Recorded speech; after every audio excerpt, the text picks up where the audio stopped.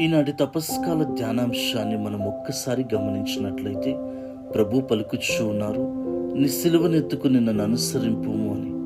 ఒక్కసారి ప్రభు యొక్క సిలువ యాత్రను ధ్యానించుకున్నట్లయితే ఆయన సిలువ మోసింది, సిలువ మీద కొరడా దెబ్బలు పొందింది, సిలువ మీద మరణించింది మనందరి పాపాల కోసమే కదా. మరి ఈ తపస్కాలంలో నువ్వు నేను మోస్తున్న సిలువ భారం ఎవరి కోసం? చెడు అలవాట్లకు బానిస అయిపోయిన నీ భర్త కోసమా? హృదయ పరివర్తనం పొందుకోలేని నీ భార్య కోసమా? జీవితంలో ఇంకా స్థిరపడలేకుండా ఉన్న నీ బిడ్డల కోసమా? నీ శత్రువుల కోసమా? నీ సమస్యల నుండి, రోగాల నుండి విడుదల కోసమా? లేదా కోల్పోతున్న నీ ఆత్మీయ జీవితం కోసమా? ఎవరి కోసం ఈ సిలువ భారాన్ని మోస్తున్నావు? ఒక్కసారి ఆలోచించు. ఆమేన్.